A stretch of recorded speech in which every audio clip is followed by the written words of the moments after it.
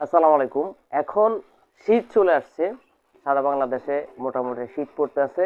তো এই শীতে আপনারা অনেকেই গরুকে গোসল করাইতে চান না। যারা গরুকে গোসল করাইতে চান না তাদের জন্য আজকে এই ভিডিওটা। আমি আপনাদেরকে বোঝানোর সাথে একটা উদাহরণ দিই। মানুষ শীতকালে কি প্রতিদিন গোসল করে? অনেকে প্রতিদিন গোসল করে, আবার অনেকে একদিন পর পর গোসল করে, কিন্তু কেউ এক সপ্তাহ পরে গোসল করে না, কেউ 10 দিন 15 দিন পরে গোসল করে না। আমরা গরুর ক্ষেত্রে এসে কি করি, 15 দিনে একবার অথবা 20 দিনে একবার অথবা 10 দিনে একবার গরুকে গোসল করাই। এই যখন 10 দিন 15 দিন পরে আপনারা গরুকে গোসল করাবেন, তখন গরুর গলার এই সাইডে দিয়া খুশকি খুশকি ভাব পুরাটা শরীরে খুশকি খুশকির মতো দেখা যায়। এবং কি অনেকে ভয় পান যে গরুকে গোসল করালে, শীতকালে যদি গরুকে গোসল করায় তাহলে গরুর হয়তো অসুস্থ হতে পারে। হ্যাঁ, অসুস্থ হবে, কিন্তু অসুস্থতা হইতেছে কার কারণে? আপনার কারণে, একজন খামারের কারণে, একজন খামারের ভুলের কারণে।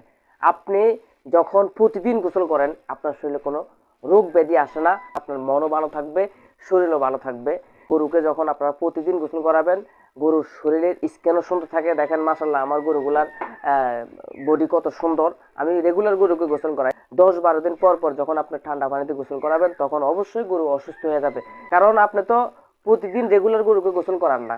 যদি আপনি প্রতিদিন রেগুলার গরুকে গোসল করান তাহলে এটা শরীরের সাথে অ্যাডজাস্ট হয়ে যাব। এই জন্য আমি সবাইকে বলবো আপনারা শীতকালে গরুকে প্রতিদিন গোসল করাবেন। যদি প্রতিদিন সম্ভব না হয় তাহলে একদিন পর পর গরুকে গোসল করাবেন। অনেক সময় আমরা নিজেরও একদিন পর পর শীতকালে গোসল করি।